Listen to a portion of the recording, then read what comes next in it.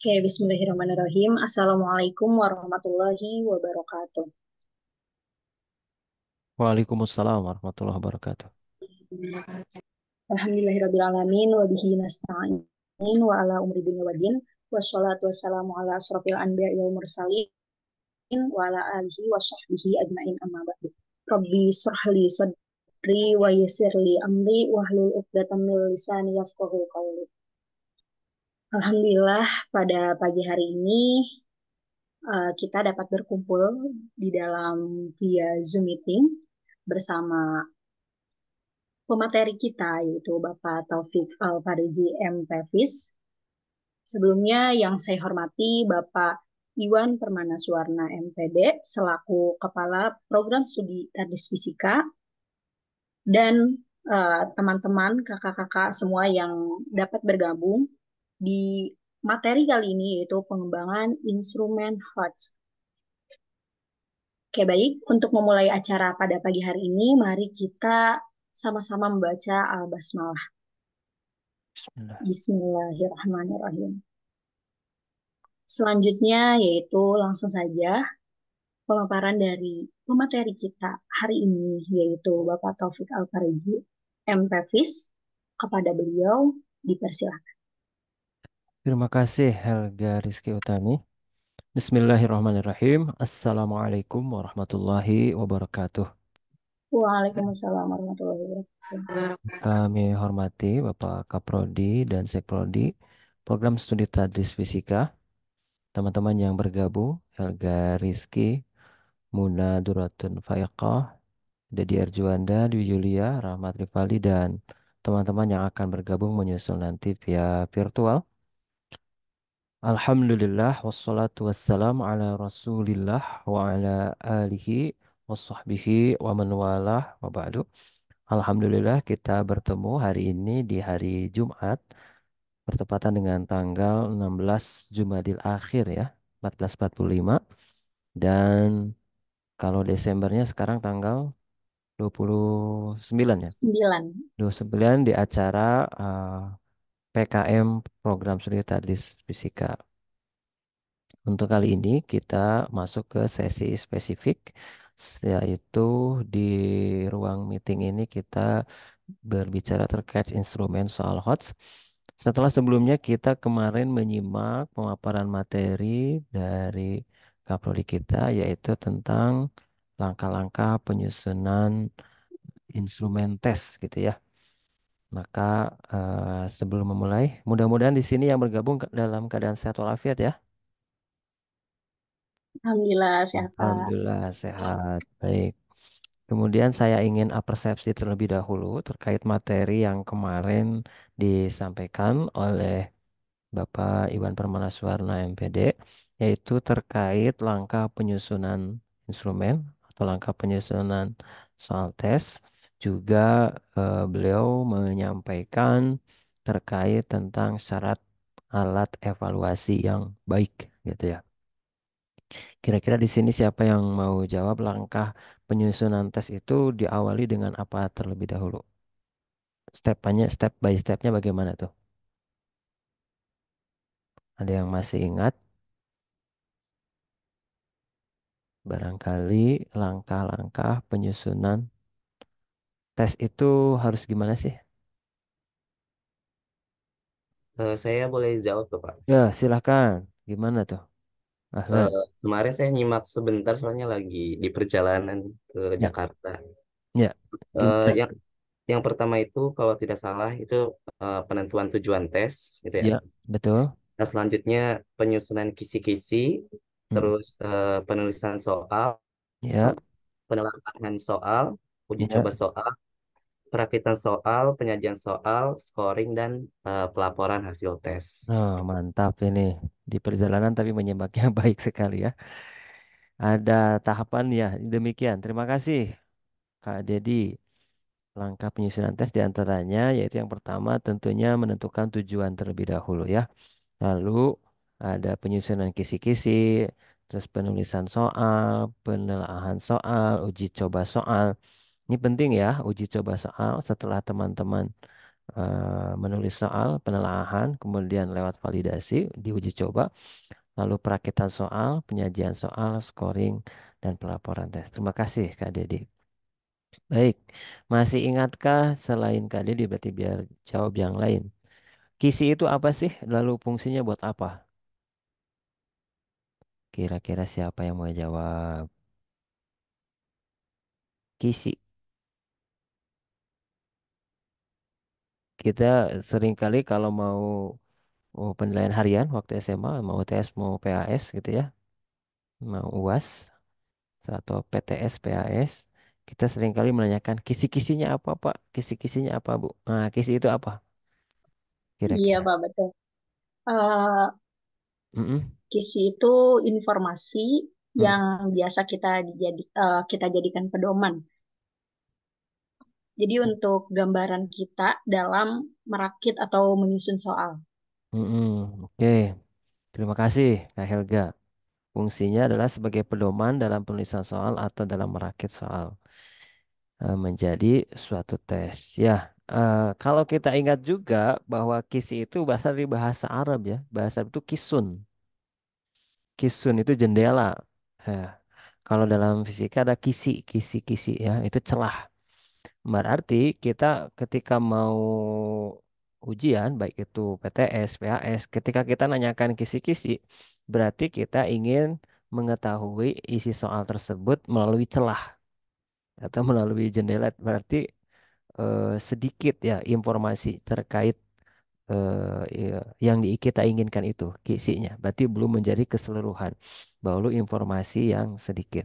Ya tadi fungsinya adalah sebagai pedoman dalam penulisan soal. Nah, bagaimana dengan syarat kisi-kisi yang baik? Masih ingat barangkali? Syarat kisi-kisi yang baik itu harus bagaimana? Kita harus minta bikin kisi-kisi itu. Nah, kisi-kisi yang baik itu yang bagaimana? Barangkali yang masih ingat. Ya, tentunya harus sesuai isi kurikulum yang Kurikulum. diujikan. Lalu harus rinci, jelas, kemudian mudah dipahami. Gitu ya. Nah, komponen kisi-kisi itu apa saja?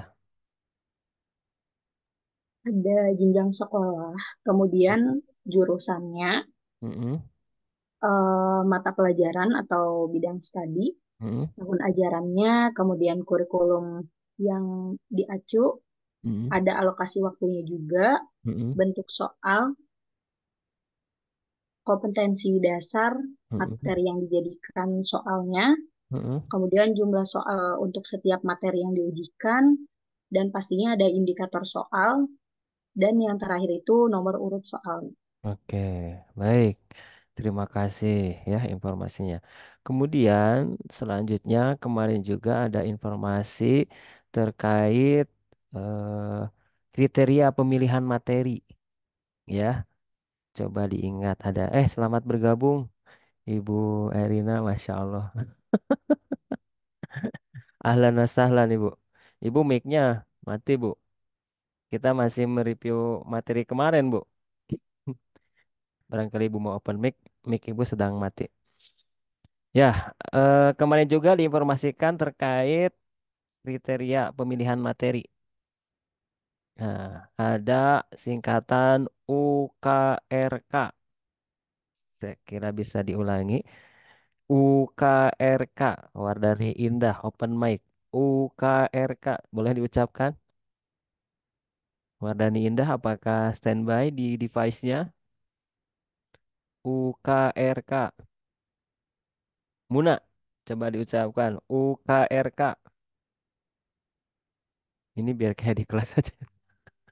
UKRK. UKM. Terima kasih, Muna.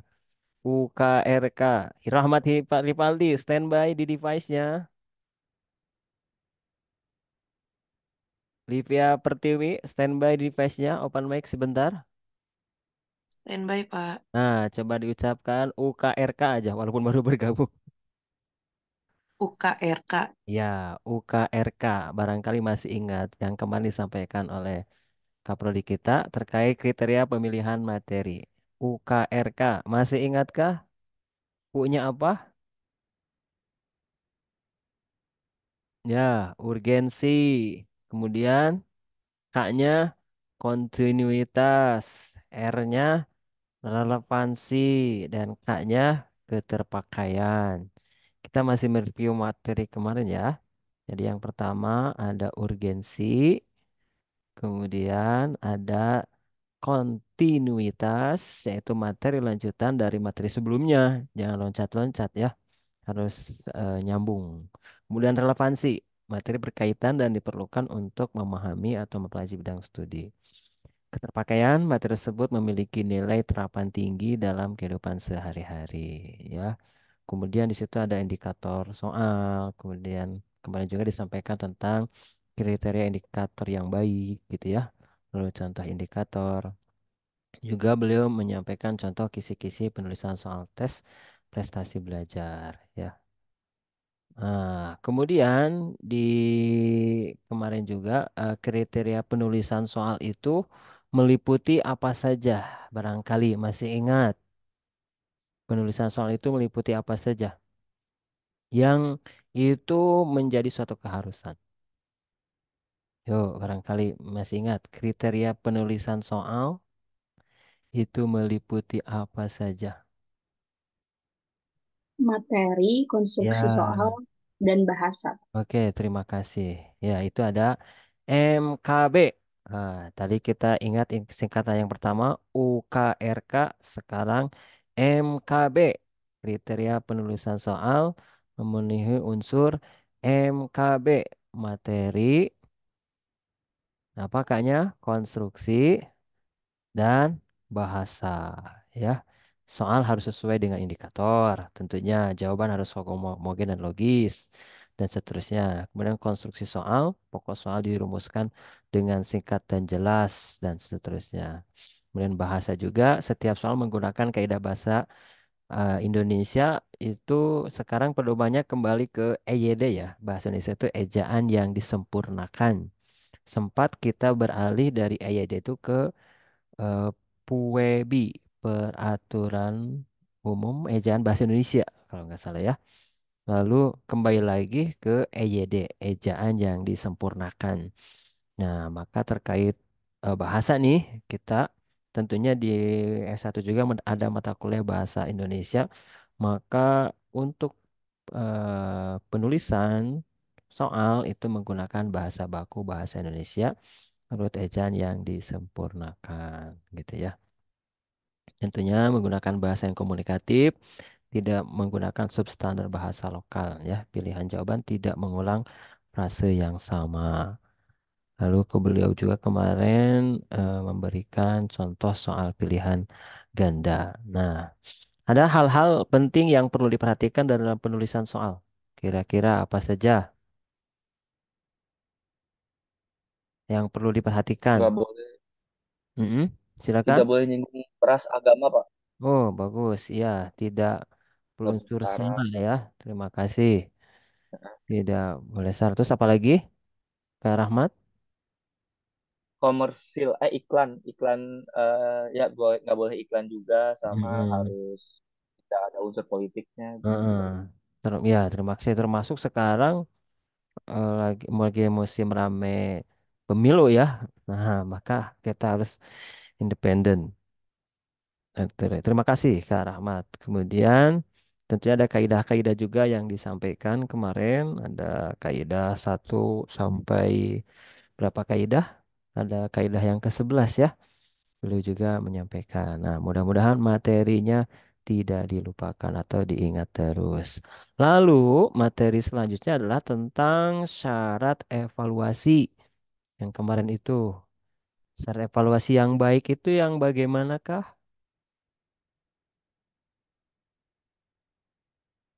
Masih ingat? Validitas, Oh, harus valid. Terus, ya, harus reliable juga. reliable ya. Kemudian tingkat kesukarannya Ya, ada daya mulai bedanya tinggal juga. debit. Mm-mm.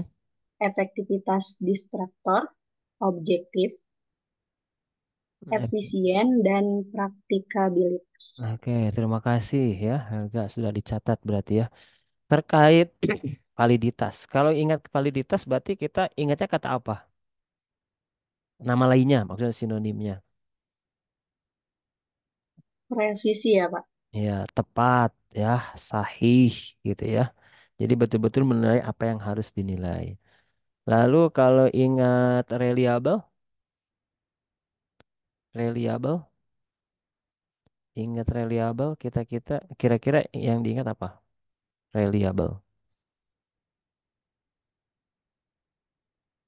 Teman-teman? Ajek apa kalau nggak Hmm. salah Pak ajek keajegan yang gitu Pak. Oke, Tepannya gitu betul. tetapannya Terima, tetap gitu. terima kasih, Rahmat. Ajek tetap ya dimanapun pakai instrumen itu, maka ini soalnya ajek konsisten, gitu ya. Makasih, itu reliable. Ya, dan seterusnya. Kemarin juga sudah disampaikan rumusnya ya. Kemudian tingkat kesukaran juga, kemudian ada daya beda disampaikan. Kemudian bagaimana melakukan uji validitas dan reliabilitas. Dan tentunya materi itu juga disampaikan di statistik pendidikan, bukan begitu, teman-teman? Betul, Pak. Betul, baik, terima kasih. Kemudian selanjutnya kita akan membaca ulang ya, karena ini mudah-mudahan teman-teman ini sudah baca juga ya. Kita hanya hari ini untuk hanya berpaku kepada buku yang di tahun 2019 ya. Itu dari Puspendik ya. Buku dari Puspendik terkait panduan penulisan soal bukan yang ini. Nah, yang ini teman-teman. Masih ingat sekarang covernya atau sudah lupa atau baru baru lihat? Helga pernah lihat cover yang ini? Pernah lihat, Pak. Cuma lupa isinya. Lupa isinya. Baik, ya kita akan membaca saja ya, membaca bareng buku yang dari Puspendik, yaitu terkait panduan penulisan soal HOTS ya. Baik, teman-teman, ini kita mulai dari ya pendahuluan dulu ya. Ini penyusunnya, SB-nya, kemudian ada kata pengantar ya. Lalu kita masuk ke ini saja ya, langsung ke pendahuluannya. Nah, ini saya terlalu gede kayaknya.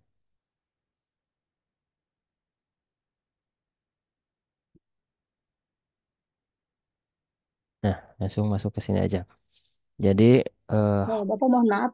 ya, Kalau di Helga sih belum berubah ya ininya, versinya. Kalau di teman-teman gimana nih? begitu. Sekarang di Ya, belum juga. Masih di Masih di langkah-langkah. langkah-langkah, Pak. oh, sebentar. Saya close masih di langkah-langkah. Bentar.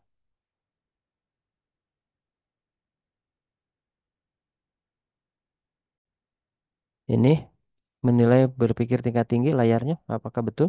Sudah, Bapak. Sudah, Iya, Pak. betul. Baik. HOTS ya, High Order Thinking Skill. Ini kalau baca buku-buku yang teman-teman ya, HOTS ini ada yang berpikir tingkat tinggi ini eh, mencakup bagian di antara bagiannya ya, mencakup meliputi berpikir tingkat tinggi menurut taksonomi Bloom C4, C5, C6 itu ya. Kemudian ada yang mencakup juga berpikir kreatif, berpikir kritis, kemudian bernalar kritis. Nah, itu semuanya masuk ke berpikir tingkat tinggi. Nah, ada yang menyampaikan itu. Tapi ada juga yang menghususkan kalau berpikir tingkat tinggi ini dibatasi pada ranah kognitif dari Bloom ya, taksonomi Bloom, yaitu pada level C4, C5, dan C6. Nah, itu yang akan kita urai saja yang terkhusus di bagian level kognitif menurut taksonomi Bloom. Barangkali masih ingat C1, 2, 3, 4, 5, 6-nya boleh kira-kira dibantu open mic. Nur Auliatun, masih ingatkah? Boleh disambil open mic. Oh. Mungkin mic-nya belum dibuka. Muna, bagaimana? Masih ingatkah? C1 itu apa? C2 itu apa? C3, C4, C5? Sedikit lupa Pak. Sedikit lupa. Berarti banyaknya ingat nih. Gimana, Muna? Untuk C1 itu seingat saya memahami ya Pak. Terus? C1 terus C2 itu Mm-mm. eh, me- lupa Pak. Lupa. Oke, terima kasih Muna sudah open mic. Yang lain? Ini Boleh level. Pak saya. Oke, silakan Livia Pertiwi. C1. C1-nya itu mengingat, Mm-mm. C2-nya memahami, Terus? C3-nya mengaplikasikan, C4-nya menganalisis, C5-nya mengevaluasi, dan C6-nya mencipta. Oke, Mumtaz. Tepuk tangan hadiah buat Livia Pertiwi. Itu ya, teman-teman. C1 mengingat, C2 memahami, C3 mengaplikasikan, C4-nya menganalisis, C5 mengevaluasi, dan C6-nya mencipta, meng-create. Itu sebagai kita mahasiswa atau yang ada di lingkungan keguruan, pendidikan, jangan sampai lupa ya, harus ingat itu. Level taksonomi belum, walaupun kita baru ingat di hafalnya saja. Terima kasih Livia Pertiwi dan Muna. Baik, kita masuk ke berpikir tingkat tinggi itu bagaimana sih? Itu merupakan kegiatan mental yang terjadi ketika seorang dihadapkan pada situasi atau suatu permasalahan yang harus diselesaikan. Kegiatan mental atau kegiatan berpikir yang terjadi dapat berbeda-beda tingkatannya. Ini tergantung pada situasi kompleksitas masalah yang dihadapi. Suatu masalah mungkin dapat diselesaikan dengan tingkat berpikir yang lebih rendah, seperti mengingat dan memahami. Jadi kalau mengingat itu levelnya masih rendah. Mengingat-ingat Presiden Republik Indonesia yang kedua siapakah? Nah, siapakah Presiden Republik Indonesia yang kedua? Kita mudah mungkin mengingat. Atau sebutkan bunyi hukum 2 Newton. Nah, itu kan sifatnya masih hafalan. Nah, mudah untuk mengingat. Begitupun level memahami. Misalkan di memahami dari hukum 2 Newton itu adalah hubungan variabel antara besaran percepatan dengan gaya banding lurus atau banding terbalikkah. Lalu percepatan dengan massa, banding lurus atau banding terbalikkah. Nah, itu baru level memahami ya. Nah, menggunakan menerapkan rumus hukum 2 Newton itu dari mencari variabel A atau mencari variabel gaya atau mencari variabel massa, nah itu baru level C3. Nah, kemudian proses berpikir dan klasifikasi ini telah banyak dibahas oleh para ahli ya. Nah, klasifikasi atau taksonomi yang paling dikenal dalam dunia pendidikan yaitu ini ada taksonomi Bloom ya. Dimulai dari yang bawah mengingat, memahami, menerapkan, menganalisis, mengevaluasi, dan mengkreasi. Ya, itu level proses berpikir taksonomi Bloom. Nah, kemudian ini ada Susan Burkhardt mengkategorikan 3 proses kognitif paling atas pada taksonomi Bloom itu yaitu menganalisis, mengevaluasi, dan mengkreasi sebagai proses berpikir HOTS gitu ya, yaitu berpikir tingkat tinggi. Kemudian 3 sebelumnya adalah berpikir. Nah, kemudian ini level kognitifnya. Kategori proses kognitif berpikir tingkat tinggi ada menganalisis, yaitu proses kognitifnya ialah mengurai informasi ke dalam bagian-bagian, menentukan atau menjelaskan bagian-bagian tersebut terkait soal analisis ini, yaitu mengukur analisis ketika peserta harus menyimpulkan berdasarkan analisis dari bagian-bagian teks atau stimulus. Contohnya, menemukan atau menentukan ide-ide pokok.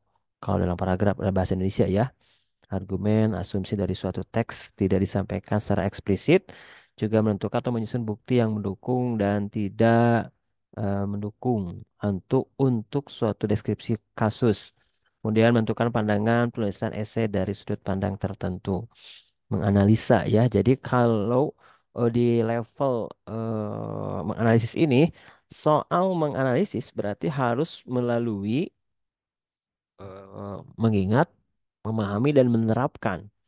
Jadi kalau misalkan tadi hukum 2 Newton, kalau mencari variabel A, F atau M itu baru menerapkan, maka soalnya harus di atas itu, menganalisis itu. Bagaimana? Apakah membandingkan lagi di dua partikel yang bergerak, partikel lain yang bergerak, misalkan membandingkan dari partikel yang pertama percepatannya sekian, kemudian masanya sekian, maka gayanya berapa? Atau yang diketahui adalah massa dan gayanya, percepatannya bagaimana. Nah, kemudian perbandingannya, kasus kedua, jika dengan percepatan tetap, misalkan ya, kemudian masanya tetap, bagaimana dengan gayanya? Maksudnya, sorry, sama dengan partikel yang pertama, bagaimana dengan gayanya? Berarti ada yang dibandingkan itu. Nah, itu masuk ke kategori menganalisis. Lalu yang mengevaluasi, ya, mengevaluasi sesuai dengan tujuan, membuat pertimbangan, judgement berdasarkan syarat atau kriteria. Contoh, menentukan metode yang memberikan solusi yang paling tepat untuk masalah yang disajikan. Menentukan ketepatan kesimpulan peneliti berdasar data yang disajikan. Ya. Kemudian ini mengkreasi, menyatukan unsur untuk membentuk suatu kesatuan. Menata ulang unsur-unsur, membentuk pola atau struktur yang baru. Contohnya, merencanakan. Ya. Untuk mengevaluasi, tadi biar nyambung dari hukum 2 Newton. Kalau di C1 tadi untuk mengingat, berarti siswa dapat menyebutkan bunyi hukum 2 Newton, berarti itu udah masuk ke level mengingat. Lalu memahami antara besaran, antara variabel, itu level C2. Lalu siswa dapat menerapkan menggunakan rumus hukum 2 Newton itu masuk C3. Lalu untuk menganalisisnya ada yang dibandingkan antar variabel. Ketika fenomena yang pertama, partikel 1, partikel 2 memiliki percepatan yang sama, lalu bagaimana kalau variabel M-nya diubah, bagaimana hasilnya dengan gayanya? Itu membandingkan ya, menganalisis. Lalu mengevaluasi, misalkan ingin kecepatannya sama, ternyata setelah, nah, evaluasi ini juga C5, maka harus melewati C4 terlebih dahulu. Ini soal berarti harus siswa itu di dalamnya untuk menyelesaikan soal yang level mengevaluasi ini harus ada harus ada kemampuan yang diukur sudah bisa mengingat, di dalam itu harus mengingat, harus memahami, juga harus menerapkan, juga harus menganalisis. Nah, itu mengevaluasi. Ini hasilnya benar atau tidak. Nah, kalau fenomena seperti ini. Lalu, oh salah. Kenapa salah? Ada argumentasinya. Oh benar. Kenapa benar? Ada argumentasinya. Kemudian yang C6-nya kreasi juga sama. Ini karena levelnya C6, jadi syarat C1, 2, 3, 4, 5-nya harus dipenuhi untuk sampai kepada soal mengkreasi ini. Gitu ya. Misalkan menyusun langkah-langkah praktikum dengan percobaan ya, menyusun alat praktikum. Itu bisa masuk ke baru level memahami. Kalau menyusunnya saja itu baru memahami. Menerapkan menggunakannya. Kemudian menggunakan alatnya itu baru menerapkan. Menganalisis ini mana nih variabel-variabel mana yang harus dirubah. Ternyata sudah dicoba, ada yang salah. Berarti kalau posisi atau massa yang harus dirubah atau variabel yang lain mana nih? Lalu mengkerasi barulah eh, menyusun dan melakukan percobaannya dengan sendiri. Itu masuk ke level mengkreasi. Kemudian selain menganalisis, mengevaluasi, dan mengkreasi dari taksonomi ini, ya dikenal juga istilah lain untuk menunjukkan proses berpikir tingkat tinggi seperti judgment, ya, dan berpikir kritis, menyelesaikan masalah, kemudian kreativitas dan berpikir kreatif yang hari ini juga ada di materi spesifik. Nah, dalam tataran operasional, teman-teman, proses berpikir tersebut seringkali overlap. Sebagai contoh, ketika mengkreasi, berpikir kritis dan berpikir kreatif juga terlibat. Demikian pula ketika menyelesaikan masalah, ya. Jadi analisis evaluasi berpikir kreatif juga dapat terlibat. Jadi satu sama lain saling terkait gitu ya. sebagian istilah yang berbeda juga bermakna hampir sama misalnya antara judgment dan mengevaluasi. Artinya saling terkait. Untuk berpikir kritis kreatif ya kita harus mampu menganalisa ya. Untuk berpikir kreatif biasanya kita yang teringat adalah jawaban atau sikap atau tindakan yang out of the box gitu ya. Karena dia bisa berpikir atau bersikap dari luar yang kebiasaannya. Kemudian teman-teman, nah ini untuk kepentingan penilaian tingkat nasional dari taksonomi belum tadi C1, 2, 3, 4, 5 ya. Ini tingkat nasional Puspendik dengan prinsip bermanfaat dan sederhana. Puspendik ini yaitu Pusat Pelayanan Pendidikan mengkategorikan proses berpikirnya menjadi 3 level. Yaitu level 1, level 2, level 3.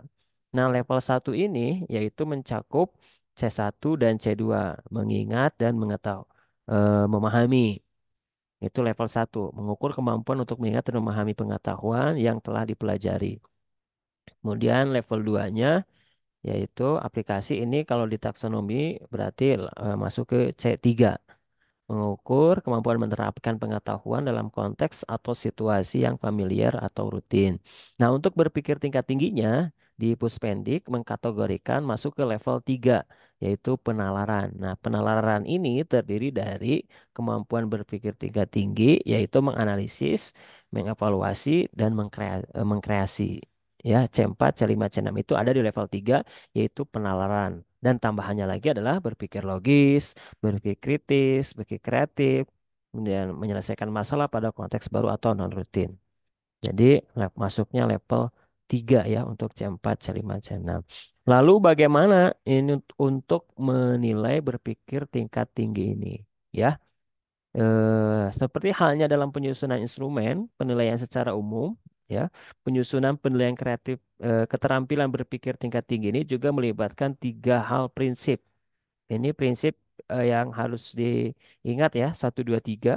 Yang pertama, satu, menentukan secara jelas apa yang dinilai. Ini prinsip secara umum ya.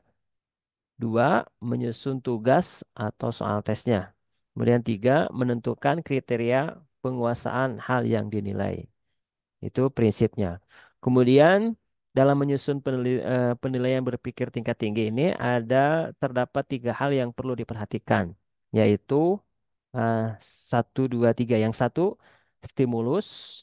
2, konteks yang baru. 3, membedakan antara tingkat kesulitan dan kompleksitas proses berpikir. Baik, kita masuk ke prinsip penyusunan instrumen penilaian secara umum, teman-teman. Jadi yang pertama tadi menentukan secara jelas apa yang akan dinilai. Dalam menyusun instrumen, tidak cukup hanya menentukan topik atau materi yang akan dinilai, tapi perlu juga ditentukan lebih spesifik proses berpikir apa yang akan dinilai untuk materi tertentu. Sebagai contoh, untuk IPA ya, ini secara umum, kemampuan untuk mengelompokkan tumbuhan berdasarkan ciri-ciri khas, pengamatan ciri-ciri yang sajikan berbeda dengan kemampuan untuk menentukan ciri-ciri tumbuhan tertentu. Ya, kalau di fisika tadi dari hukum 2 Newton kita ingin mengurai menjadi C1, 2, 3, 4, 5, 6. Nah, apa yang akan dinilainya? Kemudian menyusun tugas atau soal tes yang harus dikerjakan. Tugas yang dirancang hendaknya sejalan dengan materi dan proses berpikir yang akan dinilai. Sebagai contoh, jika yang akan dinilai adalah kemampuan menginterpretasi puisi kalau dalam bahasa Indonesia. Nah, namun tugas yang diberikan meminta peserta didik untuk mengidentifikasi rima atau menulis puisi. Nah, itu tidak sesuai. Kemarin juga Kapoldi kita mencontohkan di materi umum ada menggunakan rumus yang di soalnya, padahal yang diminta adalah cara menggunakan rumus. Nah, itu berbeda antara mengaplikasikan rumus dengan cara mengaplikasikan rumus. Nah, itu pun berbeda ya. Kita harus mampu membedakannya.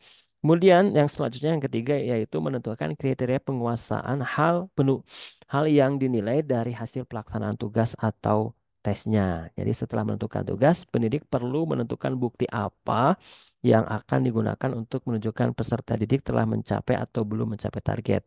Ya, tentunya ada dalam ini di setelah dinilai ya, kita akan tahu hasilnya. Kemudian prinsip selanjutnya yang harus diingat teman-teman, prinsip penyusunan instrumen penilaian keterampilan berpikir tingkat tinggi, kemarin juga sudah disampaikan ya, ada menggunakan stimulus. Jadi harus ada stimulusnya. Stimulus ini dapat berupa teks, gambar, skenario, tabel, grafik, wacana, video, atau masalah. Ini berfungsi sebagai media bagi peserta didik untuk berpikir dulu nih, mikir dulu. Tanpa adanya stimulus, soal ini cenderung menanyakan atau menilai ingatan saja, ya. Jadi kalau tidak ujuk-ujuk langsung dikasih pertanyaan, tidak ada stimulus, itu biasanya levelnya level mengingat, ya, cenderung menanyakan atau menilai ingatan saja. Jadi perlu ada stimulus. Tadi bisa berupa teks, gambar, skenario, tabel grafik. Nah, tabel grafik gambar kan ini biasanya dalam fisika akrab ya, ada di soal-soal fisika. Juga stimulus yang digunakan hendaknya yang positif, dalam arti tidak menimbulkan efek negatif, misalnya mendudukan kelompok tertentu. Ya, tadi direspon juga oleh Kak Rahmat, tidak sara gitu ya, tidak menyinggung sara. Kemudian menggunakan konteks baru atau kalau bisa kita juga gunakan stimulus itu adalah yang lagi happening di informasi di media sosial atau di lingkungan sekitar. Yang lagi informasi atau yang lagi viral apa nih kira-kira. Nah, itu bisa dikaitkan juga. Nah, konteks yang baru juga yang dimaksud adalah konteks soal secara keseluruhan, dapat berupa materi atau rumusan soalnya ya. Nah, ini agar dapat fungsi sebagai alat yang mengukur berpikir tingkat tinggi. Ya, jadi soalnya baru, jangan mengulang soal sebelum yang telah digunakan. Soal hendaknya tidak dapat dijawab hanya dengan mengandalkan ingatan, ya. Bila suatu konteks soal sudah familiar karena sudah dibahas di kelas atau merupakan pengetahuan umum, dalam menjawab peserta didik tidak lagi berpikir tetapi hanya mengingat. Jadi, pernah kan kita juga dapat soal sulit misalkan. Tapi ini soal pernah dibahas, pernah diuraikan, baik itu oleh guru atau oleh dosen atau oleh kakak kelas kita pada saat responsi, pada saat diskusi, itu biasa cenderung kita langsung mengingat saja karena oh ini level soalnya udah sama. Bahkan semua kata perkataannya udah sama, cenderung kita akan proses berpikirnya adalah mengingat. Ya.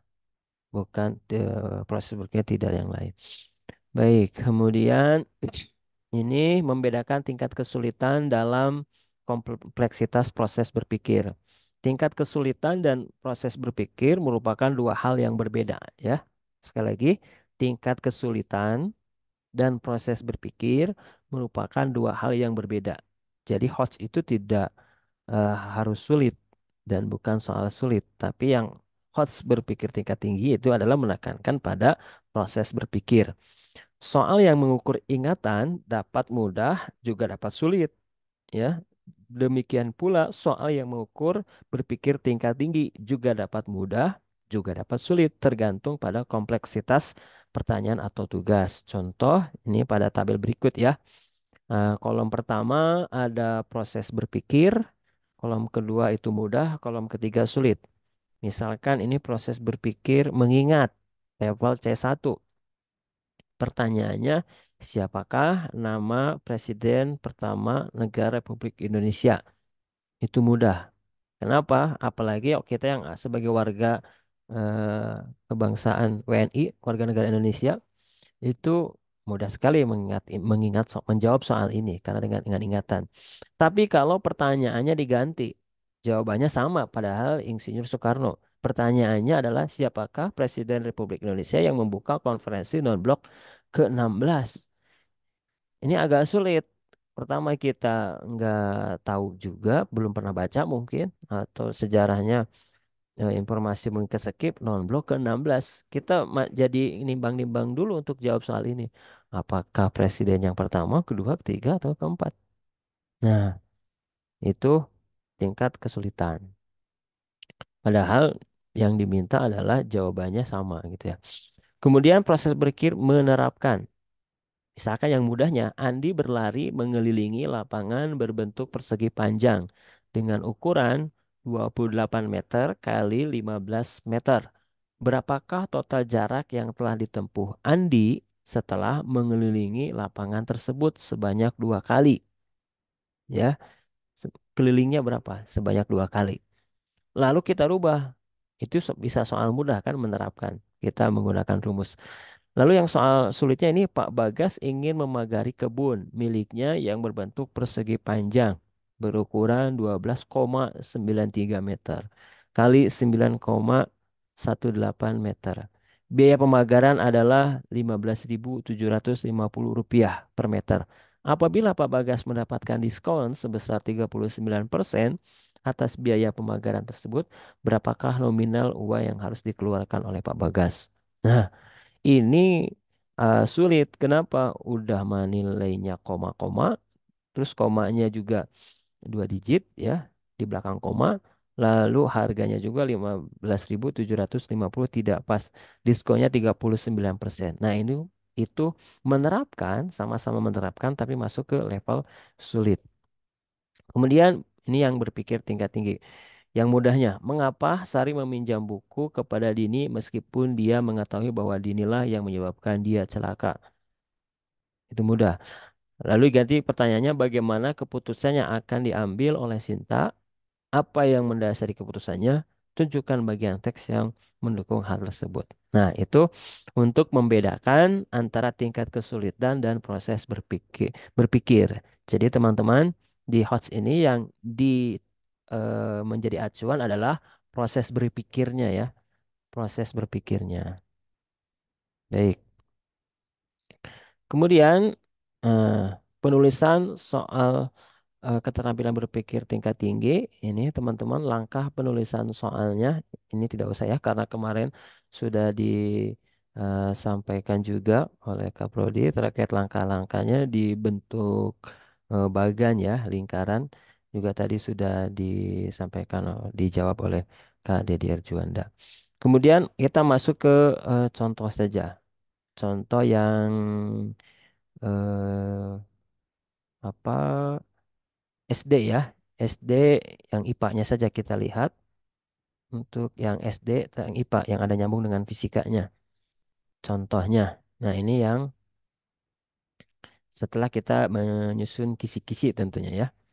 Ini ada kartu kisi-kisinya IPA level SD, Ilmu Pengetahuan Alam.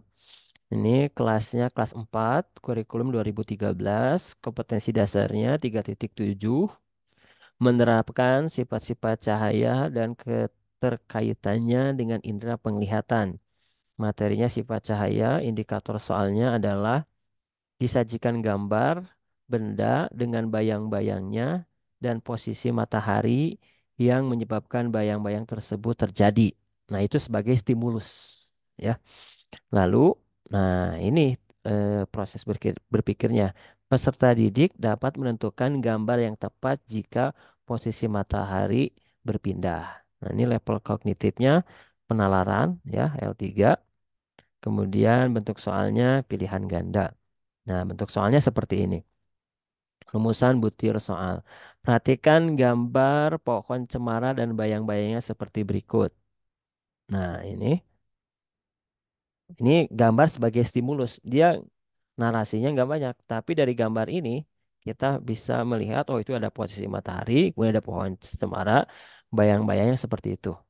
Nah, lalu pertanyaannya adalah manakah gambar bayang-bayang pohon cemara yang tepat saat matahari telah berpindah posisinya? Sekali lagi ini level SD kelas 4 ya, teman-teman. Jika teman-teman merasa mudah, kira-kira ini jawabannya apa? Bisa dibantu? A, B, C atau D? D, Pak. Bandung atau Depok? Depok. Depok. Oh ya, terima kasih responnya. Jawabannya adalah karena kalau A nggak mungkin gitu ya, gambar seperti itu. Apalagi B, sangat tidak mungkin. Bayang-bayangnya ada di depan mataharinya. Ya, kunci jawabannya adalah D. Nah, penjelasan soal ini singkat dan sederhana, namun termasuk soal HOTS. Jadi sebagai informasi awal diberikan stimulus yang sering dijumpai di kehidupan sehari-hari berupa gambar tadi. ya, yaitu benda dengan bayang-bayangnya. Kemudian peserta didik diminta menentukan gambar yang tepat ketika posisi matahari berpindah. Untuk menjawab soal tersebut, nah si peserta didik harus menguasai kemampuan memahami konsep sifat cahaya, yaitu merambat lurus. Sifat cahaya tidak tembus benda gelap sehingga timbul bayang-bayang, serta pengaruh letak sumber cahaya terhadap bayang-bayang yang terjadi. Dengan menganalisis informasi bagaimana perubahan perlakuan terhadap letak dan ketinggian matahari, yaitu mempengaruhi arah serta tinggi bayang-bayang, maka peserta didik dapat menyimpulkan gambar arah dan tinggi bayang-bayang yang benar dan paling tepat sesuai dengan posisi matahari. Nah, jadi dan ini pun sebenarnya masuk ke level soal mudah ya. Saya mau soal mudah karena udah dalam kehidupan sehari, contoh seperti ini, peserta di kelas 4 pun yang eh, melihat jawabannya itu akan dengan mudah. Tapi kita melihat proses berpikirnya. Jadi kita bisa cari tahu lagi alasannya. Kenapa kita menjawab D? Oh, tadi biskit. Lalu kita bisa jelaskan lagi dari tinjauan sifat cahayanya. Itu level SD ya, yang masuk host atau level penalaran IPA di SD. Lalu kita menuju ke yang soal fisika SMP-nya. Kita lihat yang level SMP-nya. Hmm, level SMP. Oh, kelewat. Sorry, maaf. SMP itu ada di. Nah, ini ya. Ini mata pelajaran IPA Fisika, jenjangnya SMP atau MTS. Kelasnya kelas 7, 2013 kurikulumnya. Kemudian kompetensi dasarnya adalah 4.3. Menyajikan hasil penyelidikan atau pemecahan masalah tentang manfaat penggunaan pesawat sederhana dalam kehidupan sehari-hari. Ini materinya adalah pesawat sederhana. Ini ada yang di kelas 7, ada yang di kelas 8 itu ya.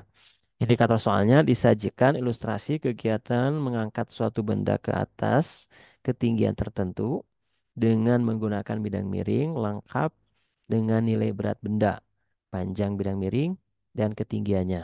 Nah, itu stimulusnya. Lalu, peserta didik dapat menentukan cara yang dapat dilakukan untuk mengangkat benda tersebut jika salah satu besarannya berubah. Level kognitifnya penalaran, kemudian bentuk soalnya pilihan ganda. Nah, perhatikan di sini rumusan butir soalnya.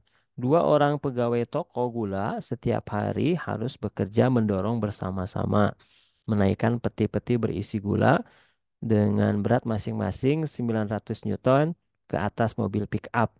Untuk memudahkan pekerjaannya, pegawai tersebut menggunakan bidang miring seperti gambar.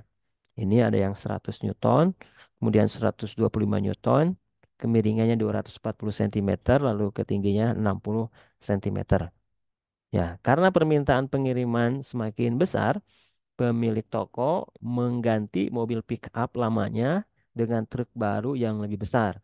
Namun, para pegawai tersebut menjadi kesulitan untuk menaikkan peti-peti gulanya karena tinggi dan bak truk yang lebih tinggi dibandingkan mobil yang lama seperti tunjukkan pada gambar 2. Nah, ini gambar 2-nya seperti ini. Yang tadi tingginya 60 cm, sekarang tingginya yang berdua ada 80 cm.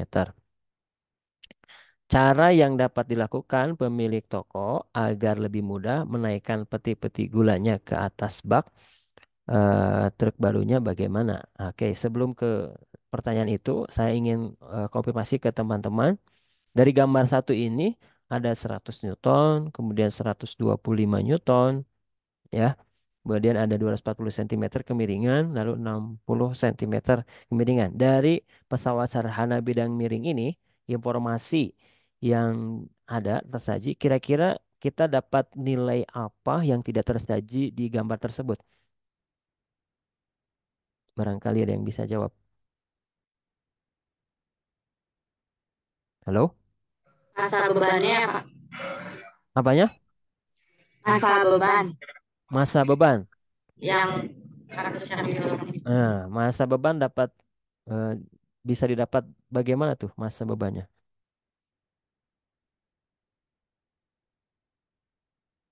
Ya, tentunya masa bebannya. Selain masa beban, apalagi informasi yang didapat, eh, yang kita dapat langsung tebak nih sebagai orang yang sudah pernah belajar pesawat sederhana bidang miring. Pesawat sederhana itu fungsinya buat apa? Membantu. Nah, Ya, pekerjaan. terima kasih Kak Dedi, kamu nak meringankan beban. Dan kita ingat biasanya pesawat sederhana itu adalah keuntungan mekanisme ya. Mm-mm. Nah, dari 240 cm kemiringan dan 60 cm kita langsung dapat keuntungan mekanis. Berapa keuntungan mekanisnya? Empat. Tinggal, ya betul, terima kasih. S per H ya, 240 cm dibagi 60 cm. Ada keuntungannya 4 kali lipatnya. Nah, kalau ini ada gayanya 100 Newton dan 125 Newton, berarti ditotalkan jadi berapa? 225 Newton. Berarti beratnya berapa nih? Berat benda ini. 900. Berapa? 900. Ya, didapat di soal sudah ada ya, Ya, 9. di soal ada. Ya, tapi kalau misalkan kita tidak hanya melihat gambar saja, tadi 900 Newton itu bisa didapat dari mana? 225 Newton dikali 4. Iya, 4 betul. karena Dikali 4. keuntungan mekanisnya 4. Betul, Kak Rahmat. Ya, lanjut. Nah, tadi ke pertanyaannya adalah mana? Pertanyaan adalah cara yang dapat dilakukan pemilik toko agar lebih mudah menaikkan peti-peti gulanya ke atas bak truk barunya ini ya, yaitu eh, kalau ada yang A, yang B, yang C, yang D. Biasanya kalau ada pilihan seperti ini untuk menjawabnya kita cenderung mencoba satu-satu kan ya? Mencoba satu-satu. Ini semula 900 Newton menjadi 750. Oh, betulkah? Nah, jadi kalau tingginya 80 cm, kalau untuk meminta atau untuk agar keuntungan mekanisnya tetap, nah kita langsung tadi udah dapat gambaran berapa? 4 keuntungan mekanisnya 4 kali. Maka, nah apakah dengan 700, kalau tenaganya kan sama nih tadi, berapa? Berapa? 225 Newton. Nah, kalau di mengurangi berat peti 750 dibagi 225, apakah sama keuntungan mekanisnya? Oh, beda. Kemudian dua pegawai semua ditambah satu pegawai lagi dengan gaya dorong 65 Newton. Tadi 225 Newton ditambah 65 Newton. Nah, apakah sama? Lalu mengganti dua pegawai semula pegawai lain yang gaya dorongnya 150 Newton dan 125 Newton. Oh, berarti jadi berapa tuh? 275 Newton. Nah, bagaimana keuntungan mekanisnya? Lalu mengganti papan lintasan bidang miring dengan papan yang panjangnya 320 cm. Nah, di sini jawabannya D. Kenapa? Soal tersebut termasuk kos karena untuk menjawab masalah pada soal, peserta didik harus memahami konsep materi pesawat sederhana bidang miring khususnya, yaitu tadi kita bisa menentukan keuntungan mekanis ya. Peserta didik dituntut berpikir kritis, menganalisis setiap ketika diberikan kondisi baru atau kondisi yang tidak biasa dengan melakukan penghitungan besaran-besaran dalam kondisi baru tersebut. Kemudian menentukan cara yang dapat dilakukan agar dapat menyesuaikan dengan kondisi baru tersebut berdasarkan besar-besar yang telah dihitung. Tadi keuntungan mekanisnya. Nah, itu level penalaran atau soal host tingkat SMP ya, fisika IPA fisika SMP. Lalu kita lihat yang SMA ya. Soal fisika SMA, kita lihat contoh soalnya. Nah, ini mata pelajaran fisika jenjangnya Adliyah dan SMA kurikulum 2013 kelas 12. Kompetensi dasarnya 3.9, menganalisis konsep energi, usaha, hubungan usaha, dan perubahan energi, hukum kekalahan energi, serta penerapannya dalam peristiwa sehari-hari. Materinya adalah hubungan usaha dan energi. Indikator soalnya Nah, ini disajikan stimulusnya, disajikan gambar dan ilustrasi sesuai mobil yang sedang disajikan gambar dan ilustrasi sebuah mobil yang sedang bergerak dengan kecepatan tetap, ya, tiba-tiba direm karena ada satu penghalang pada jarak tertentu di depan mobilnya. Nah, sehingga gerak mobil menjadi diperlambat. Itu stimulusnya. Kemudian peserta didik dapat menyimpulkan mobil tersebut menabrak penghalang atau tidak, disertai penjelasan yang tepat. Itu proses kognitifnya. Dengan level yang diminta adalah level 3 penalaran, bentuk soal pilihan ganda. Ini rumusan butir soalnya. Pak Andri sedang mengendarai mobilnya di daerah pedalaman dengan kelajuan tetap di jalan lurus sambil mendengarkan musik. Nah, ini kalau sendiri, walaupun sendiri, dengerin musik jangan kenceng-kenceng ya. Karena kalau lagi berkendara, barangkali ada yang memberikan peringatan berupa klakson dari belakang atau dari depan, itu masih terdengar. Nah, ini misalkan informasinya dari gambar ada kecepatan 72 km per jam, lalu jarak antara mobil dan pohon 120 meter. Tiba-tiba beberapa meter di depan mobilnya ada pohon tumbang yang menghalangi jalan. Karena terkejut selama 2 detik, ini terkejutnya si Pak Andri 2 detik, kaget. Masih terpana dan menjalankan mobilnya dengan kecepatan tetap. Nah, setelah sadar, dia segera menginjak rem dan mobil menjadi bergerak diperlambat dengan perlambatan sebesar 2 meter per sekon kuadrat. Apakah mobil Pak Andri menabrak pohon? Jelaskan alasannya. Nah, di sini pilihan ada ya, ya, ya, ya, tidak, tidak, tidak. Nah, namun disertai alasan. Nah, ini ya-nya ada 3, tapi cek alasannya benar atau tidak. Nah, kita cek. Nah, soal tersebut ini termasuk host. Kenapa? Karena untuk menjawab masalah pada soal tersebut, peserta didik harus berpikir kritis ya, menganalisis dahulu jenis gerak apa saja yang bekerja pada mobil. Dilanjutkan dengan prosedur menghitung nilai jarak dan masing-masing jenis gerak. Kemudian dari hasil nilai jarak tempuh yang didapat dibandingkan dengan jarak mobil terhadap pohon. Karena nilai jarak tempuh yang didapat lebih besar daripada jarak mobil terhadap pohon, maka disimpulkan bahwa mobil itu menabrak pohon. Nah, berikut pembahasannya. Di situ ada kecepatan awalnya 72 km per jam, lalu kita konversi menjadi 20 meter per sekon. Nah, gerak mobilnya GLB selama 2 detik. Tadi selama 2 detik itu masih GLB saat masih terpana. Berarti untuk menghitung jarak tempuhnya kita pakai rumus yang GLB, yaitu S sama dengan V kali T atau X sama dengan V kali T. 20 meter per sekon kali 2 sama dengan 40 meter. Tadi yang 120 meter berarti terkurangi 40 meter pakai GLB. Nah, tadi setelah 2 detik gerak mobilnya menjadi GLBB. Yaitu setelah direm dapat perlambatan yaitu 2 meter per sekon kuadrat. Maka untuk menghitung jarak tempuhnya kita pakai persamaan GLBB, yaitu persamaan yang ketiga ya.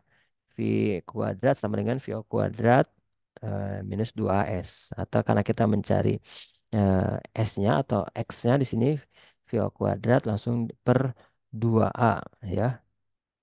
Karena V akhirnya kan berhenti. Berarti 0. Ya, V kuadrat per 2A sama dengan 20 kuadrat ya dibagi 2 A, eh, A-nya tadi perlambatannya 2. Jadi 100 meter. Nah, jadi jarak totalnya adalah 40 meter ditambah 100 meter yaitu 140 meter.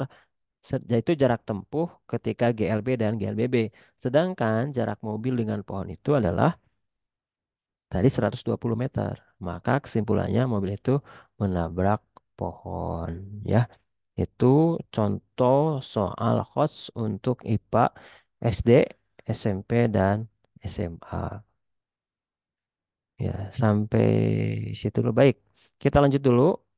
Kita langsung ke tanya jawab untuk soal HOTS ini. Di sini ada lembar tanya jawab, teman-teman.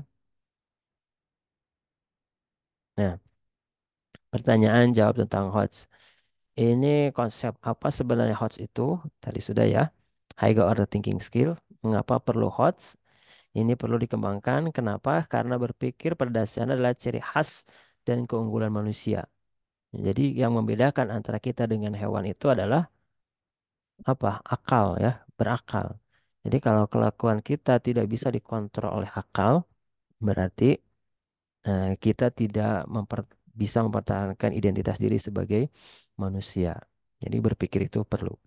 Kemudian pendidikan yang fokus pada lots bukan pada host akan menghasilkan peserta didik yang pasif ya, yang hanya pintar menghafal, meniru, tidak terampil menyelesaikan masalah, juga tidak kritis dan tidak kreatif. Tanpa host tidak akan ada inovasi, tidak ada peningkatan kualitas hidup manusia. Tanpa host manusia akan mudah dipengaruhi, menerima informasi tanpa mengkritisi kebenarannya, iya-iya aja, manut-manut saja ya mengikuti suatu ajakan itu tanpa alasan yang mendasar. Nah, HOTS pada dasarnya adalah memanusiakan manusia. HOTS juga mengembangkan potensi diri manusia secara optimal. Lalu berpikir yang bagaimana yang termasuk HOTS ini? Yaitu HOTS mencakup berpikir yang tidak hanya sekedar mengingat dan memahami, tapi berpikir tingkat rendah, tapi lebih dari itu, misalnya menganalisis, mengevaluasi, menilai, ya, menjudge, mengkreasi, berpikir kritis, kreatif, itu termasuk HOTS juga. Namun yang tadi kita ulas adalah yang dibatasi pada taksonomi Bloom C4, C5, dan C6. Yang dibatasi juga oleh Puspendik yaitu C4, C5, C6 itu adalah masuk ke level penalaran. Nah, apakah lots tidak diperlukan? Oh, bukan begitu. Lots itu tetap diperlukan. Karena untuk berpikir tingkat tinggi, jadi level C1, 2, 3 itu harus dilalui di dalam soal itu ya. Jadi harus harus harus ada gitu tidak tanpa alasan. Apakah penilaian host mempunyai dampak positif host pada peserta didik? Nah, penelitian di luar negeri menunjukkan penilaian host meningkatkan motivasi dan kompetensi peserta didik dalam pembelajaran. Peserta didik yang dinilai dengan host menggunakan pendekatan belajar yang menyeluruh dan bermakna, bukan hanya dengan menghafal. Lalu terkait penilaian dan soal hots, apa ciri penilaian hots itu? Ya, penilaian itu dikatakan HOTS bila penyelesaian tugas atau soal yang diberikan kepada peserta didik menuntut mereka untuk berpikir, yaitu mengolah informasi, ya, berpikir logis, berpikir kritis, ya, tidak hanya sekadar mengandalkan ingatan. Apakah HOTS hanya dapat menilai dengan soal bentuk pilihan ganda? Nah, tidak ya, tidak hanya pilihan ganda. Nah, juga dapat berupa penilaian tertulis seperti esai, isian, juga penilaian non tertulis, semisal unjuk kerja atau melakukan eksperimen. Itu bisa masuk ke HOTS juga. Apakah soal HOTS ini pasti kontekstual? Nah, bila yang dimaksud kontekstual adalah situasi yang berkaitan dengan kehidupan dunia nyata atau lazim dijumpai dalam kehidupan sehari-hari, maka soal HOTS tidak selalu kontekstual ya. Sebagai contoh dalam matematika, soal yang meminta peserta didik untuk membuktikan rumus merupakan soal HOTS karena menuntut kemampuan berpikir logis analitis, namun situasi tersebut tidak lazim ditemui dalam kehidupan sehari-hari. Demikian pula soal yang meminta peserta didik untuk menentukan kelogisan dari suatu pernyataan fisika atau matematika ya. Namun, bila kontekstual yang dimaksud adalah mempunyai konteks atau stimulus, maka soal HOTS adalah kontekstual. Jadi ciri dari soal HOTS ini adalah harus ada stimulusnya. Soal HOTS yang diharapkan adalah memuat stimulus dan berkaitan dengan kehidupan dunia nyata sehingga peserta didik dapat melihat keterkaitan apa yang dipelajari dengan penerapan dalam kehidupan nyata. Apa artinya soal HOTS itu harus sulit atau tidak? Atau soal sulit itu termasuk HOTS atau tidak? Nah, soal dikatakan sulit bila hanya sedikit jumlah peserta didik dapat menjawab benar, ya, atau proporsi peserta yang menjawab benar rendah. Nah, itu tadi kemarin juga udah dibahas ya terkait reliabilitas ya. Suatu soal dapat menjadi sulit tetapi tidak mengukur HOTS ketika yang ditanyakan fakta yang menuntut ingatan, misalnya soal yang menanyakan ukuran atau ketinggian suatu bangunan, tanggal lahir atau tokoh tertentu gitu ya. Dan tadi contoh pertanyaan antara yang menuntut jawaban presiden kita yang pertama Insinyur Soekarno gitu ya. Soal ada yang mudah, bisa dibikin mudah juga bisa dibikin sulit, tapi proses berpikirnya itu masih masuk kategori rendah yaitu mengingat. Jadi yang dituntut host itu adalah proses kognitifnya. Apakah soal HOTS harus menuntut penyelesaian masalah? Tidak semua ya. Jadi tidak semua soal HOTS ini menuntut penyelesaian masalah. Sebagai contoh, soal yang menanyakan asumsi dari pernyataan, ide pokok atau argumen, ketepatan suatu kesimpulan. Jadi tidak menuntut penyelesaian masalah. Lalu ciri HOTS itu apa?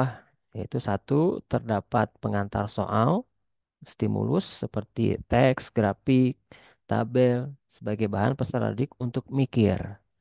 Dua, konteks atau masalah baru sehingga peserta didik harus mengolah, berpikir, tidak dapat menjawab hanya mendasar ingatan.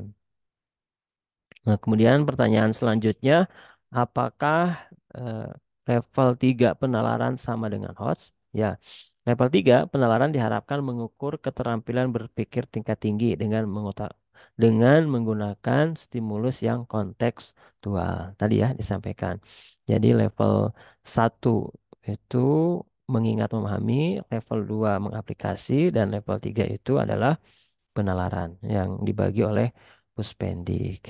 Demikian teman-teman uraian terkait soal HOTS ya, Hegel Order Thinking dari mulai pengertiannya, kemudian prinsip, contoh soal di level SD, level SMP, level SMA, dan terkait soal jawab seputar HOTS. Demikian. Terima kasih. Kembali ke Helga. Oke, baik. Terima kasih banyak Pak Taufik. Wah, gimana nih teman-teman dan kakak-kakak semua?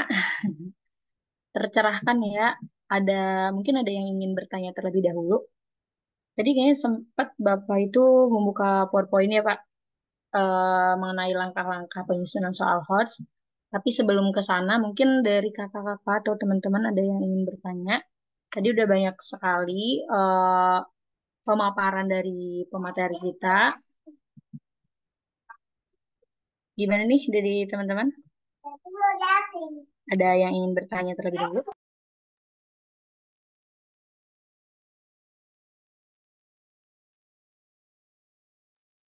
Boleh deh, Helga.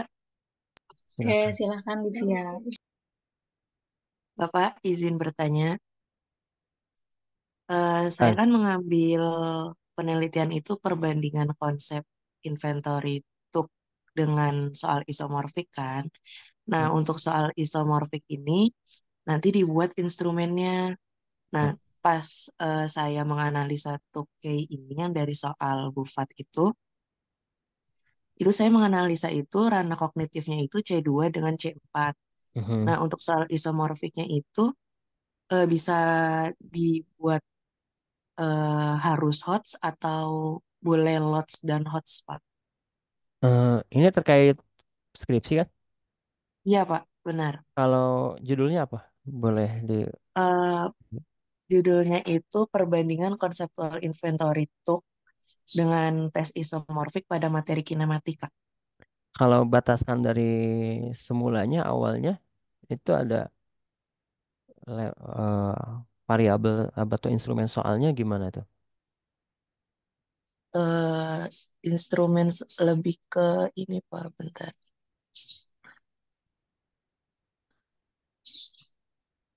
Apakah menentukan berpikir kritis, kreatif, berpikir tingkat tinggi,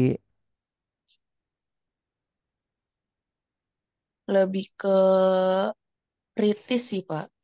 kritis? Soalnya kan disajikan itu tokainya itu Mhm. grafik-grafik gitu loh, Pak. Mhm. Heeh, iya deh gitu. Maka kalau begitu, karena perbandingan itu Heeh, harus selevel ya. Sering iya. kita membandingkan itu harus apple to apple. Sering kali kita mendengar kalimat itu. Maka kalau ada batasan berpikir kritis, berarti ya harus konsisten berpikir kritis juga gitu. Itu. Cuman tadi juga ada tanda kutip ya, overlap atau ada keterkaitan berpikir kritis juga Nah, di dalamnya ada kemampuan menganalisis, mengevaluasi. Jadi kalau misalkan Lipia Pertiwi mau menuliskan soal yang di sana juga mengacu kepada HOTS, nah itu dan memang ada indikator keterkaitan di kritis di yang misalkan yang indikator yang 5 atau yang 12 itu ada kesesuaian dengan HOTS di level C4, C5 atau C6 itu silahkan. Itu boleh-boleh saja. Tapi yang menjadi acuan utamanya konsistensi kita yaitu di berpikir kritisnya itu yang digarisbawahi. Indikator berpikir kritisnya. Gitu ya. Hmm. Mm-mm, Iya, Bapak. mm-mm. Terima Jadi kasih, boleh. Pak. Terima kasih, Lipia. Ya, terima kasih banyak Livia atas pertanyaannya. Terima kasih juga kepada Bapak yang sudah menjawab. Bagaimana nih teman-teman, kakak-kakak? Ada yang ingin ditanyakan kembali mengenai eh, instrumen HOTS? Mungkin ini kali ya Pak. Hmm. Kita kan untuk membuat soal HOTS itu pasti kita harus memahami dulu yang tadi Bapak paparkan Mm-mm, tentang kategori-kategorinya kayak menganalisis itu harus apa aja gitu. Kan mm-mm, tadi kalau menganalisis itu berarti kita harus memuat juga tuh C1, C2 dan C3 di dalamnya. mm-mm, Kemudian untuk mengevaluasi berarti harus ada juga C4-nya gitu dan seterusnya ya Pak.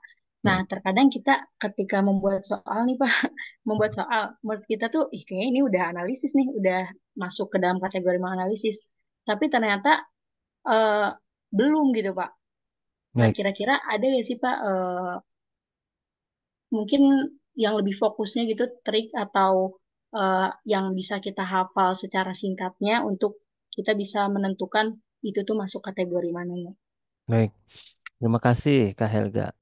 Jadi tentunya tadi disampaikan juga, bukan tadi, kemarin juga kan disampaikan untuk membuat instrumen tes tidak hanya hot saja, langkah-langkahnya memang harus dilewati step by stepnya ya.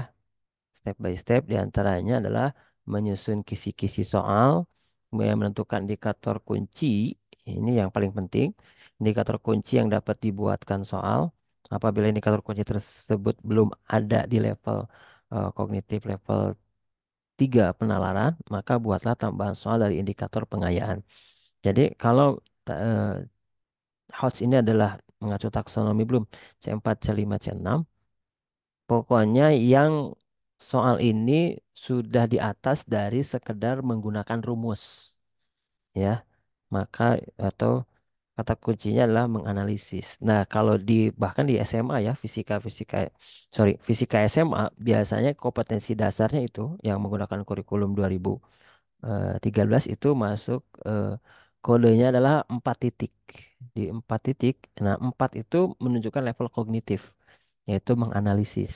Jadi penting sekali kita memahami terlebih dahulu tuntutan dari kompetensi dasar, menganalisis. Juga turunkan tuh tabel taksonomi Bloom terkait kata kerja operasional. Nah, itu kan banyak kata kerja operasional itu, lebih dari 10. Nah, mulai dari kata itu, maka kita akan langkah pertamanya, kita akan terstimulus juga membuat soal HOTS. Tiga, memilih stimulus yang menarik dan kontekstual. Ini yang tidak boleh ditinggalkan, ada stimulusnya. Ya, menarik dan kontekstual itu lebih baik. Tadi kontekstualnya ada dua ya. Kontekstual bisa berupa keterkaitan materi atau kontekstual yang benar-benar terjadi dengan di lingkungan dalam kehidupan sehari-hari. Itu lebih baik. Ya, itu menjadikan stimulus. Empat, menulis butir pertanyaan pada kartu soal sesuai dengan kisi-kisi soal. Ya, kemudian membuat pedoman persekoran. Nah, ini misalkan kisi-kisi soal untuk menunjukkannya. Nah, di mana saja itu kata kerja operasional atau KKO yang harus muncul. Nah, di kompetensi dasar misalkan ya, 3.5-nya di sini adalah menganalisis sistem, ini sorry bukan fisika, sistem pencernaan pada manusia. Itu ada kata kata kerja operasionalnya menganalisis. Kemudian di indikatornya menganalisis. Kemudian di indikator soalnya itu ada kata menganalisis juga. Ya, itu di level kognitifnya. Kemudian materi tergambar juga pada KD, IPK, dan materi pokok. Ya sama ya, tentang apa? Misalkan kalau tentang hukum 2 Newton ada juga di kompetensi dasarnya ada, di IPK-nya ada, di materi pokoknya ada, kemudian di indikator soalnya juga ada. Jadi bagaimana untuk sebelum kita validasi atau sebelum kita ke dosen pembimbing soal ini sudah host atau belum, bagaimana kita mengukur dirinya, mengevaluasi dirinya? Ya tadi, pertama dipahami dulu kata kerja operasional dari taksonomi Bloom itu sudah sesuai atau tidak. Ya, kalau sudah sesuai, cek juga dari kisi-kisi soalnya, dari kompetensi dasarnya. Demikian kurang lebihnya, Helga. Ya, baik. Terima kasih banyak, Pak. Berarti kita harus benar-benar paham dulu ya, Pak. Ya. eh, kata kerja operasionalnya, kemudian Hmm. tadi dicek juga kisi-kisi soal sesuai indikatornya ya, Pak. Mm-mm. Oke, baik. Terima kasih banyak, Bapak. Terima kasih. Bagaimana dari teman-teman? Adakah yang ingin bertanya? Boleh dong saya mau nanya. Silakan, Kak Rahmat. Silakan, Pak, Pak.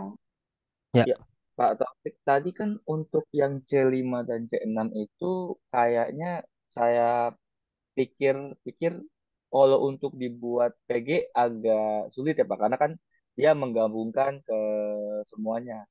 Nah, saya masih nggak kepikiran gitu loh untuk bikin soal PG-nya, karena kan host ini kan biasa dipakai buat ini buat berpikir kritis juga kan Pak untuk Mm. cari tahu dia.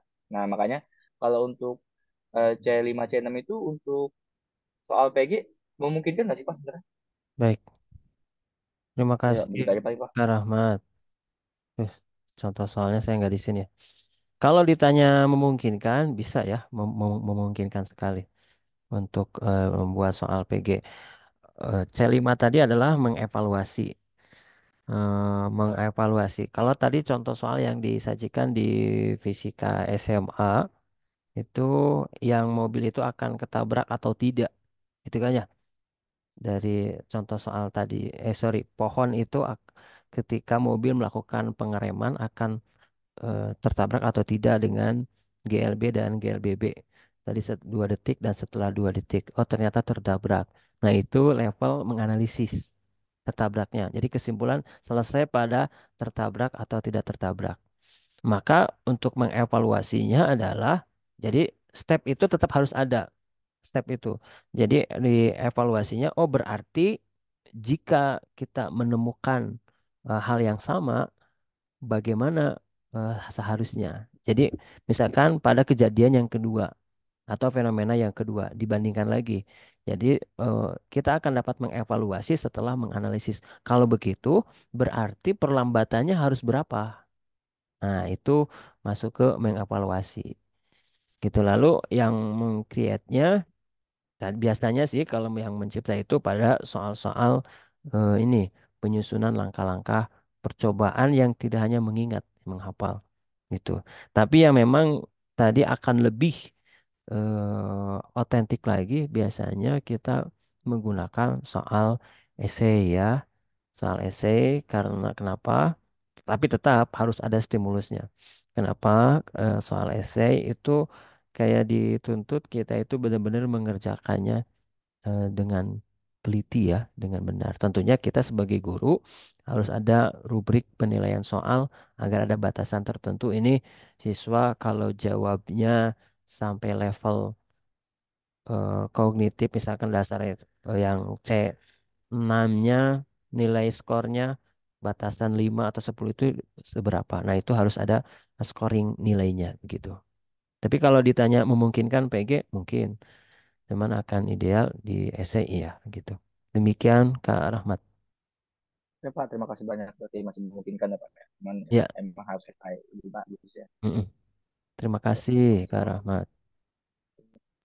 Terima Silakan. kasih, Pak Rahman. Oke, bagaimana teman-teman? Dan kakak-kakak semua mungkin ada yang ingin bertanya kembali. Kak Mona atau Kak Dwi, ada Ya, Kak Ida. Kak Dedi, resen silahkan. Oke, silakan Kak Dedi. Oke, Assalamualaikum Bapak, izin bertanya. Waalaikumsalam, silahkan.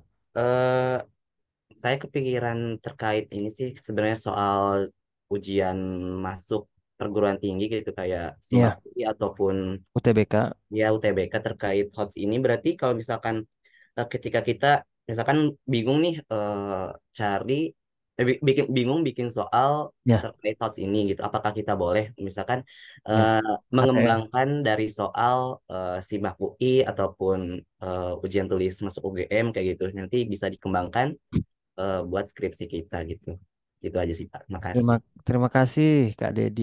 Ya, itu lumrah ya di kita, bukan hanya dalam penulisan soal aja, dalam membuat produk itu yang paling lihai ATM itu adalah negara China ya.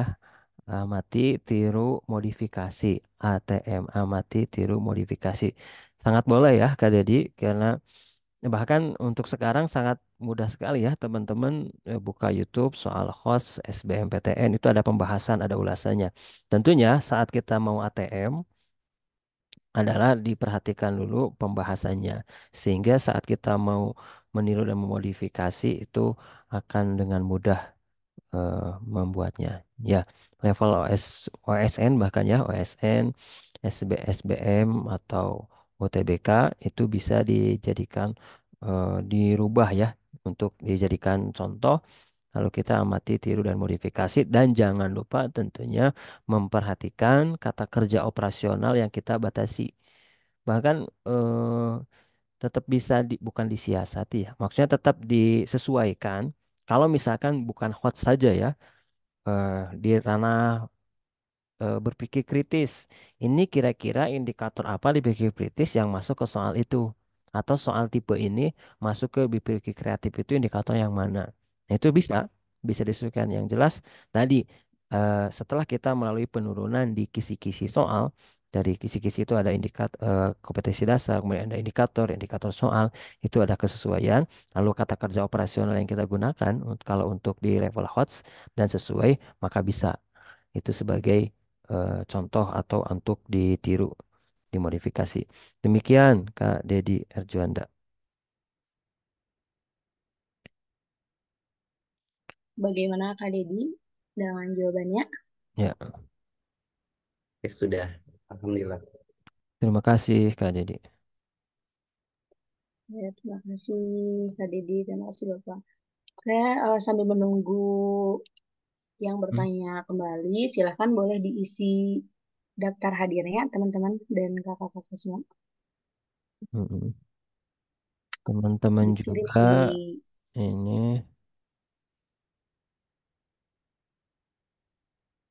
ini juga bisa buka link ini ya. Itu ada eh, support assessment ya, teman-teman. Itu ada contoh-contoh penilaian terkait tentang fisika, itu dibuka saja, diubek. Saya juga belum mendalaminya ya. Nah, itu silakan dibuka linknya. Baik, kalau tidak ada, Loh, satu lagi Pak. silakan Kak Ini Dedi. bukan nanya sih, lebih boleh nggak sih Pak minta apa buku tadi yang puspendik gitu. Oh ya, terima kasih. Ya, terima kasih ya Pak. Dedi, ya, baik. Kak Dedi, it- saya kirimkan juga di sini. Itu juga bisa, itu open source ya. Kak Dedi bisa diklik, di googling langsung. Itu penulisan soal HOTS Puspendik. Kalau misalkan lupa di file ini yang akan dikirim, misalkan lupa menyimpan filenya, bisa googling penulisan soal HOTS Puspendik. Itu bisa langsung muncul berupa PDF. Ya, panduan penulisan soal HOTS. Ya, silakan teman-teman. Ada lagi? Ntar sambil nunggu di chat box. Ya, apakah sudah masuk file di chat box? sudah, Pak. Ya. Terima kasih banyak Bapak. Oke, bagaimana teman-teman? Ada yang ingin ditanyakan kembali?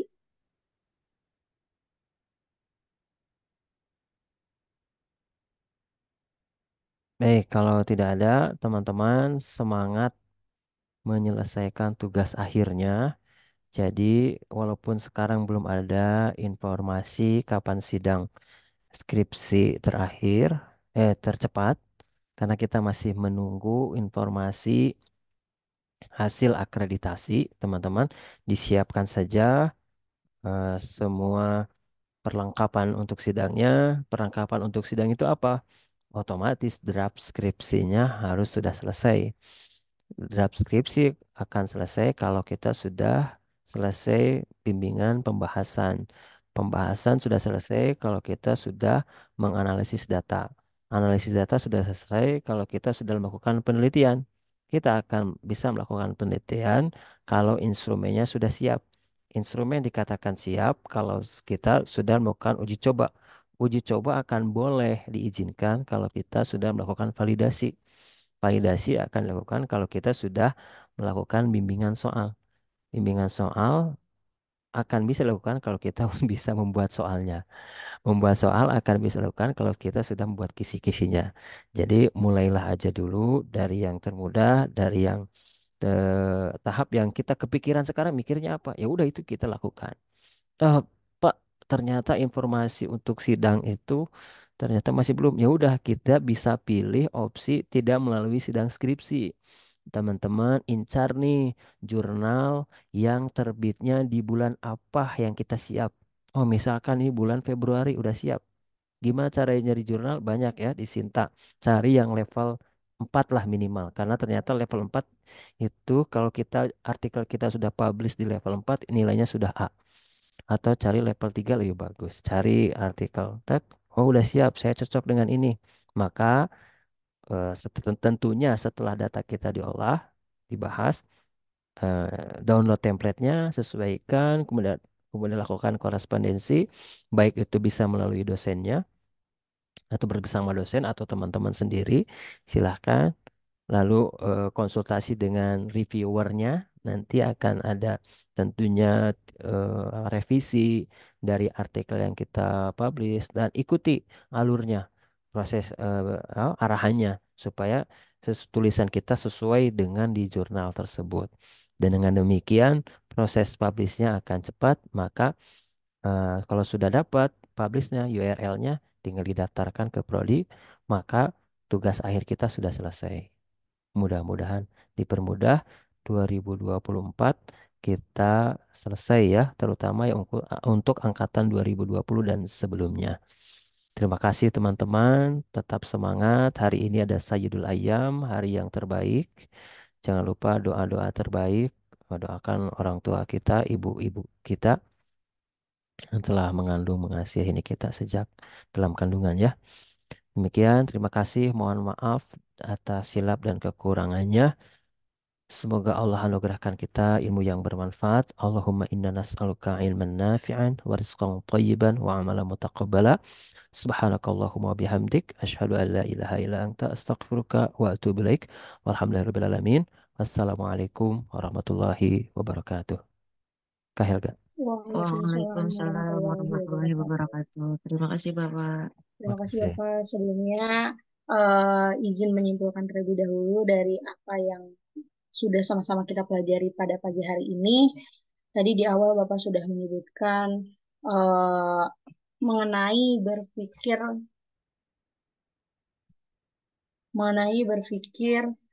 tingkat tinggi, yaitu hot sendiri. Nah, kemudian tadi juga kita sama-sama sudah mempelajari bagaimana menilai berpikir tingkat tinggi ini, yaitu ada beberapa prinsip. Tepatnya itu ada tiga hal prinsip, yaitu menentukan secara jelas apa yang akan dinilai, kemudian menyusun tugas atau soal tes, dan yang terakhir, yang ketiga, yaitu menentukan kriteria penguasaan hal yang dinilai. Nah, dari setiap prinsip juga tadi sama-sama kita sudah mempelajari juga ya dari prinsip yang pertama, penyusunan instrumen penilaian secara umum, yaitu dari menentukan secara jelas dulu apa yang akan kita nilai. Kemudian prinsip yang kedua juga ada tiga penjelasan yang tadi Bapak jelaskan mengenai prinsip penyusunan instrumen penilaian keterampilan berpikir tingkat tinggi itu yang mana menggunakan stimulus, kemudian yang kedua menggunakan konteks yang baru, dan yang ketiga yaitu membedakan tingkat kesulitan dan kompleksitas proses berpikir. Selain itu juga tadi kita sudah sama-sama membandingkan ya proses berpikir dari setiap kategorinya, ada yang dikategorikan sulit, juga ada yang mudah. Tadi juga sudah sama-sama kita pelajari contoh-contohnya yang mungkin sampai sekarang masih selalu teringat, yaitu proses berpikir tadi mengenai mengingat, kategori mengingat, secara tingkat mudahnya itu redaksinya tadi contohnya itu siapakah nama presiden pertama negara Republik Indonesia. Hal itu bisa kita langsung jawab ya dengan mengingat, dengan hanya mengingat.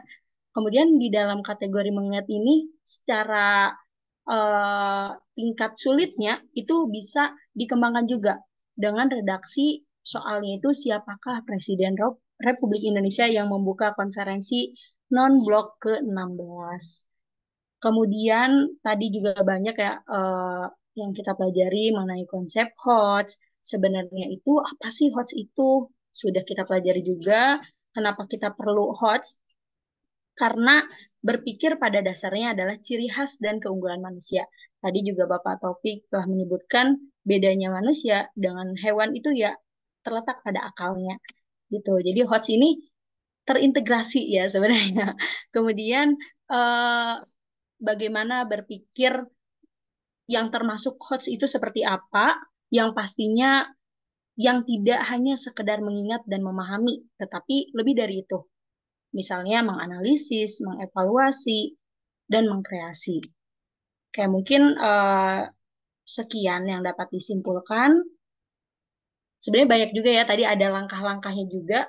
Oh iya, ada langkah-langkah terakhir mungkin saya izin mengingatkan mengenai tadi langkah-langkah penyusunan soal HOTS. Yang pertama ada menyusun kisi-kisi soal. Kemudian kedua, kita tentukan terlebih dahulu indikator kunci yang akan dibuatkan soal. Ketiga, memilih stimulus yang menarik dan kontekstual. Keempat, yaitu menulis butir pertanyaan sesuai dengan kisi-kisi soal. Dan yang terakhir, yang kelima adalah membuat pedoman penskoran atau kunci jawaban. Mungkin sekian kesimpulan pada materi pengembangan instrumen HOTS bersama Bapak Taufik Alfarizi MTFIS. Kepada teman-teman sebelum kita tutup Zoom ini, boleh untuk menyalakan kameranya untuk dokumentasi.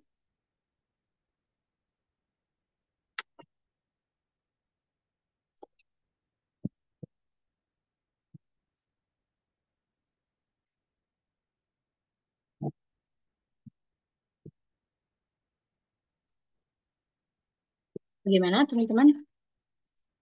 Oke, Kak Rahmat, halo Kak Rahmat. Ya ini masih belum bisa ya pakai background. Kayaknya belakangnya harus polos.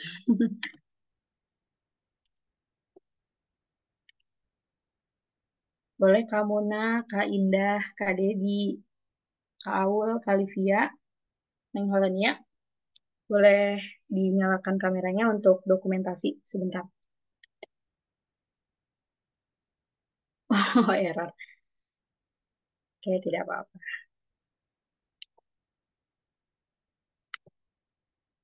Mungkin untuk nanti ada sedikit catatan yang nanti insya Allah akan di-share. Boleh ditunggu aja ya. Nanti dirapihkan dulu. Tadi ada beberapa yang poin-poin penting yang ditulis, yang saya tulis. Nanti akan di-share mengenai materi pengembangan instrumen HOTS ini. Oke, baik Bapak. Oke, bagaimana nih Kak Dedi, Kak Neng Holania bisa on kamera?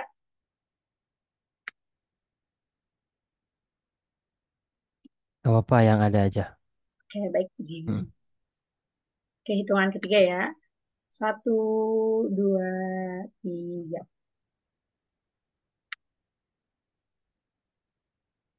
Ya, Alhamdulillah. Ya. Terima kasih banyak teman-teman yang sudah bergabung pada materi khusus ini, yaitu pengembangan instrumen HOTS bersama Bapak Taufik. Terima kasih banyak juga kepada Bapak yang sudah berbagi ilmu menjadi pemateri atau narasumber kali ini.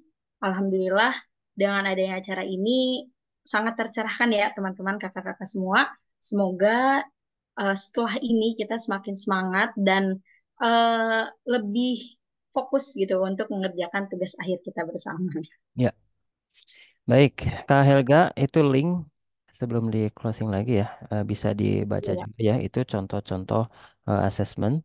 Ada yang content knowledge, problem solving, scientific reasoning, lab skills, beliefs, attitude, teaching, department climate, dan seterusnya. Itu silakan soal-soal itu sudah tervalidasi, bisa langsung digunakan, bahkan sudah digunakan oleh artikel-artikel yang sudah terindeks Scopus.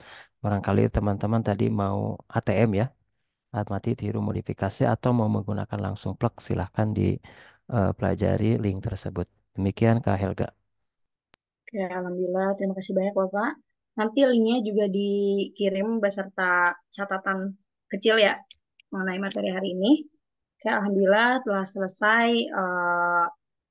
pekan validasi ya, pekan validasi mengenai pengembangan instrumen HOTS hari ini, yaitu 29 Desember 2023.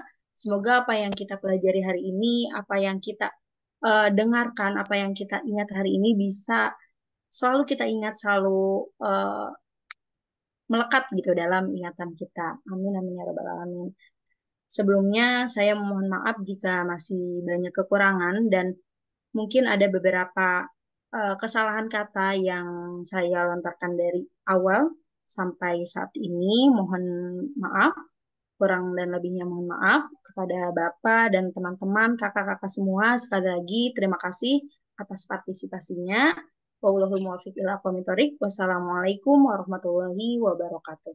Waalaikumsalam warahmatullahi wabarakatuh.